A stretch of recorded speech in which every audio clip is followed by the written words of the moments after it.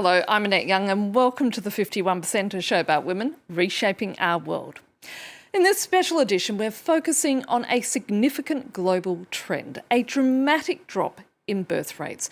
Back in 2017, research by the University of Washington concluded an ongoing decrease in fertility rates across the world, meaning almost every country could have shrinking populations by the end of the century.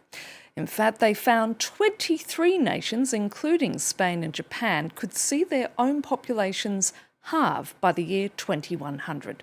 So, can this directly be linked to the success of feminism, with more and more women being educated and in work than ever before? We'll be talking about why and what it means for all of us later. But first, let's take a look at China, whose birth rate in the last year has fallen to the lowest level on record. Here's more from Sharon Gaffney. Chinese authorities had hoped that easing one of the world's strictest family planning regulations would lead to a baby boom. Instead, they're grappling with the case of the baby blues and a looming demographic crisis. Analysts warn that China's rapidly ageing workforce could hamper economic growth due to labour shortages and decreasing tax revenues. The official birth rate has plummeted to a historic low, falling from 8.52 to 7.52 births per 1,000 people within the space of a year. 12 million babies were born in 2020, while just over 10.5 million births were registered last year. It comes as Beijing tries to encourage couples to have more children after 4 decades of doing the opposite. Introduced in the 1980s, the controversial one-child policy was relaxed in 2016 and replaced with a 2-child limit. Since last year, married couples have been allowed to have 3 babies. But many say they don't want more children, citing concerns about the high cost of living, as well as a lack of childcare facilities and workplace protections for women. In a bid to boost both marriage and birth rates, some regional authorities are now offering cash rewards and longer maternity leave, as well as matchmaking events and the scrapping of dowries. But with nearly 1 in 5 Chinese aged 60 or over, some experts say the population, the world's largest, may have already peaked and could soon start to shrink. Now, the pandemic, along with the growing threat of climate change, has seen a growing number of millennials openly question about whether they should have kids at all. According to a new study by Pew Research Center, more American adults who do not already have children are saying they are unlikely to ever have them. The fear is that the American birth rate, which has declined for the 6th straight year, may not fuel enough population growth on its own to keep the future economy afloat and fund social programs. Joining me now is Christine Percheski, an Associate Professor of Sociology at Northwestern University in Evanston, Illinois. Thank you so much for your time, Christine. So the big question is, why is this happening? Well, we've got the pandemic effect right now, and so a short-term decrease in births all over the globe as people grapple with the uncertainty and the sickness. But there's a longer trend we want to pay attention to here. And we see across the globe decreases in the number of children that women have and an increase in the share of women and men who remain childless. But is it a success story for women? I mean, is it a success story for feminism? It is partly, because it means women and men have a choice about whether to become parents, when to become parents, in what circumstances, and how many children to have.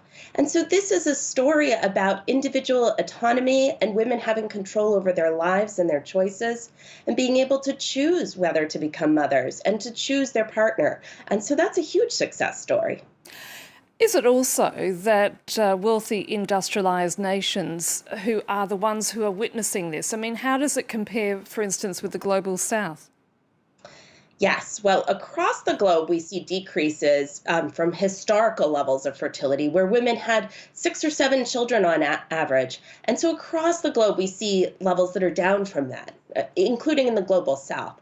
But this new change where the average number of children is dipping below 2 children per woman, that's mostly in the global north. That's mostly in more industrialized countries.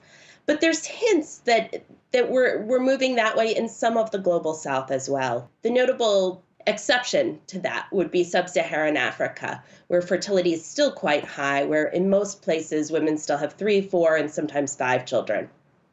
What is it about millennials openly saying that they don't want to have children? I think partly this reflects that having a child is no longer a mandatory thing to do as an adult. And that millennials are very concerned about climate change and the current economic uncertainty. So I suspect that in the US context, most women and men will still have children. I suspect that these new numbers from Pew are partly reflecting the great uncertainty of the moment in the pandemic. And certainly, Christine, it's the case now that more and more women are coming forward and feeling very comfortable to say that they don't want to become mothers. Yes. And I think that is a success story of feminism, that women and men can decide whether to become parents or not. We also see that many women and men say that they want to finish their education and establish a career before they have children and find the right partner. And for some women, they'll find that by the time all that happens, there's not much of a window for them to have children. And so we also see some women who say, in other circumstances, I might have become a mother, but the clock ran out, or the time ran out, or I didn't find the right partner. And we also see some women who aimed to have 2 children who ended up having 1. And some women who hoped to be mothers, but started at a later age and found that they had infertility issues. So we see all of those things happening. But I think, too, that it's a great thing that women can, and men can, decide to become parents and don't have this foisted on them when that's not what they want for themselves. Let's just pause it there, Christine, because with a significant number of countries experiencing a drop in birth rates, another issue emerging in wealthier nations, and that's a rise in people suffering from infertility, as you just pointed out. Now, according to French research, a quarter of couples experience infertility despite regular sex.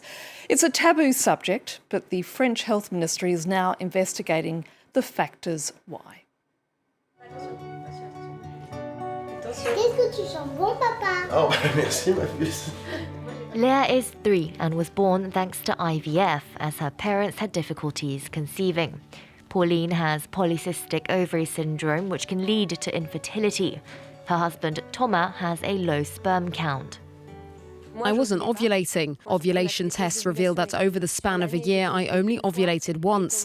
Meanwhile, Thomas had a low sperm count, so clearly it wasn't going to work out naturally. Aligning the stars is tricky.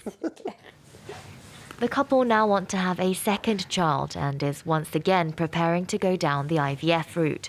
They want to speak out about their experiences to break the taboos surrounding infertility. For a guy, it's a bit like if one's manliness was being called into question.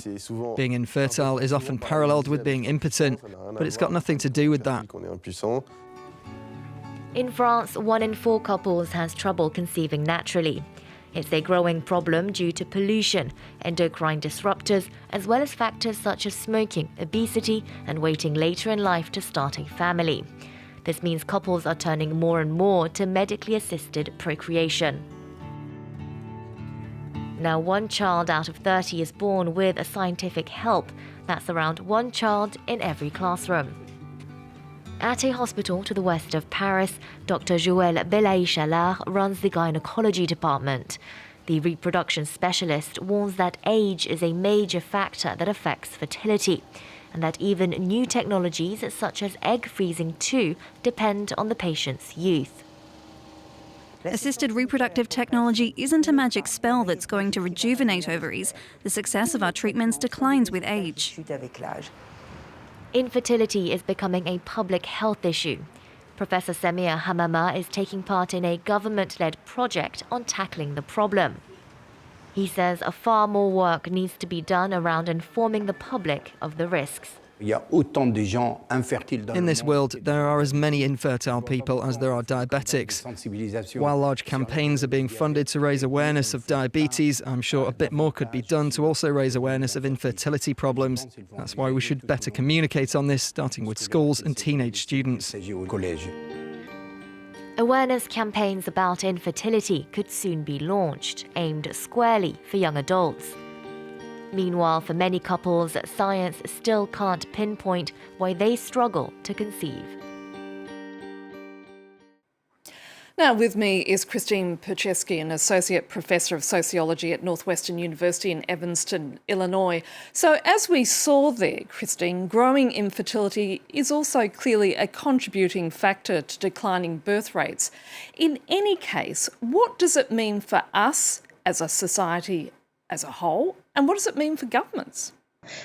Well, first, governments will have to make a plan for how to deal with smaller populations of children and young adults, and make a plan for their workforce. And in some cases, that might include revisiting immigration policies and labor policies. It will certainly include thinking about the fiscal policies needed to support an older population with fewer workers or fewer young people. But it's not an entirely bad thing. You know, the government can take some of the savings from having fewer children to raise the standard of education or care for children. And we'll also have to pay attention to make sure that we're supporting parents with children, even if they're a smaller share of the electorate or the citizenship. We also want to make sure that we're paying attention to why women and couples are saying they're not having children. And if they're saying they're not having children because that's their choice and really what they want, that's one thing. If they're saying they're not having children because there's a lack of supports, lack of childcare, lack of health care, or because of infertility, then we want to think about policies that address those concerns. Many of us feel that women and men should be able to have children if they want to and not if they don't, and feel fully supported in those choices. So we want to be thinking about a whole array of policies that both provide for an older population with fewer children, and make sure that our workforce is ready for any changes in its size, but also that really support families with children and families without children. Christine Percheski, thank you so much for your time. Thank you.